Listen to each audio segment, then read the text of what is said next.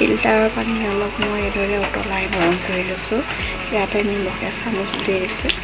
এইখিনি যেতিয়া ভালদৰে উতলিব তেতিয়া মই এইখিনি অফ কৰি দিম আৰু এইখিনি ভালদৰে ঠাণ্ডা হোৱাৰ পিছত মই কাটি থোৱা আমখিনি চিচাৰ বৈয়াম এটাত ভৰাই থ'ম।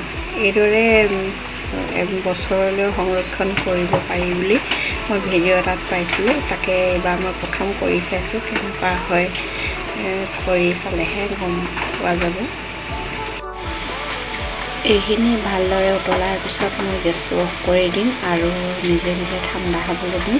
ঠাণ্ডা হোৱাৰ পিছতে মই বৈয়াম এটাত পানীখিনি ঢালি তাতে মই কাটি থোৱা আমখিনি ভৰাই দিম।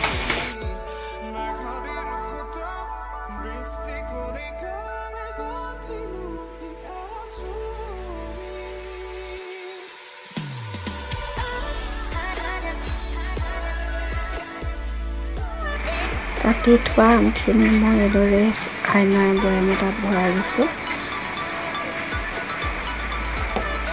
ইচ্ছা কৰিলে এইখিনি বাকলি গুচাইও থ'ব পাৰি বা বাকলিৰ সৈতেও থ'ব পাৰি।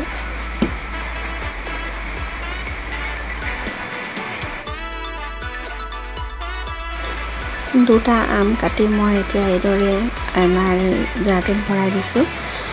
এতিয়া আমি ইচ্ছা কৰিলে বাকলি গুচাইও থ'ব পাৰোঁ বা বাকলি নুগুচোৱাকৈও থ'ব পাৰোঁ। মই প্ৰথম ভিডিঅ' এটাত পাইছিলোঁ, এইবাৰ প্ৰথম থৈ চাইছোঁ। মই দুটা আম কাটি এইদৰে জাৰটোত ভৰাই চাইছোঁ আৰু ইচ্ছা কৰিলে বাকলি গুচাইও থ'ব পাৰে বা বাকলিৰ সৈতেও থ'ব পাৰে।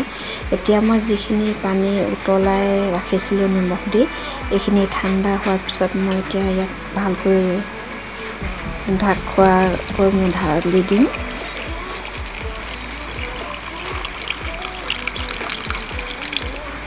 এতিয়া এইদৰে ঢালি থোৱাৰ পিছত মই ইয়াক ঢাকি দিম।